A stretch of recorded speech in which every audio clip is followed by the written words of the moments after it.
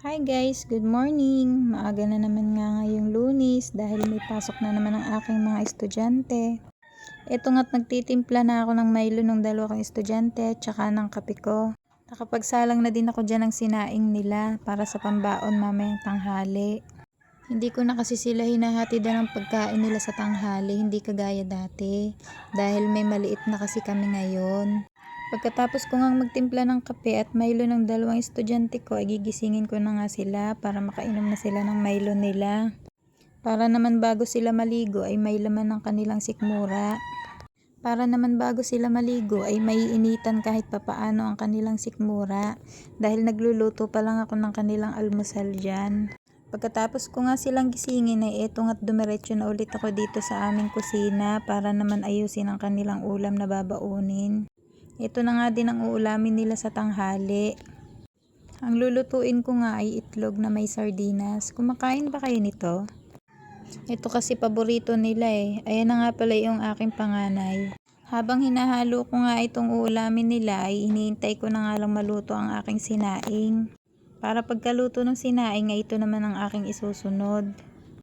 3 itlog nga pala ang inilagay ko dito. Kayo ba, kapag nagluluto kayo ng ganito, ilang itlog ang nilalagay nyo? Pagkatapos kong ilagay yung 3 pirasong itlog ay nilagyan ko na din ng konting magic sarap at saka konting asin. Pagkatapos ay hinalo-halo ko na din, imekos-mekos na natin yarn. Bago ko nga isalang ay ito nga humigop muna ako ng kape para mainitan din ang aking sikmura.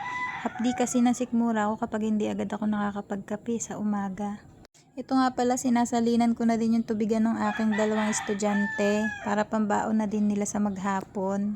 Pagkatapos kung magsali ng tubig nila ay ito humigop ulit ako ng kape. Kulit diba? Sarap kaya magkape sa umaga. Ito nga at luto na yung sinaing ko. Lumanghap nga ako ng konting usok niya kasi medyo masakit ang ulo ko. Tapos ay kumuha na din ako ng kawali na gagamitin ko para sa pagluluto ng ulam ng dalawa kong estudyante. Ito na nga at isasalang na natin ang ating niluluto. Paborito nga pala ng mga estudyante ko ito, itlog na may sardinas. Kayo ba, anong hilig ng mga estudyante nyo sa umaga? Fast forward na natin, ito nga at hinahango ko na dahil luto na ang kanilang ulam. At nagsasandok na din ako ng kanin nila para sa kanilang almusal. Kailangan kasi 6 AM naglalakad na sila kasi medyo malayo ang school. Kapag kasi wala ang aking mister ay naglalakad lang ang dalawa kong anak sa pagpasok nila. Pero kapag nandito naman ay hinahatid naman niya sa school. At talaga namang napakamaulan ngayon kaya dapat maaga talaga sila makapasok para di sila abutin ng malakas na ulan sa daan. Pagkatapos ko nga silang sandukan ng kanilang pagkain na ito namang baon nila sa school ang aking inaabyad. Sinasandukan ko na nga sila dyan ng baon nilang kanin para sa tanghalian mamaya. Ito na nga at inaayos ko na nga sa lunch bag nila itong baon nila.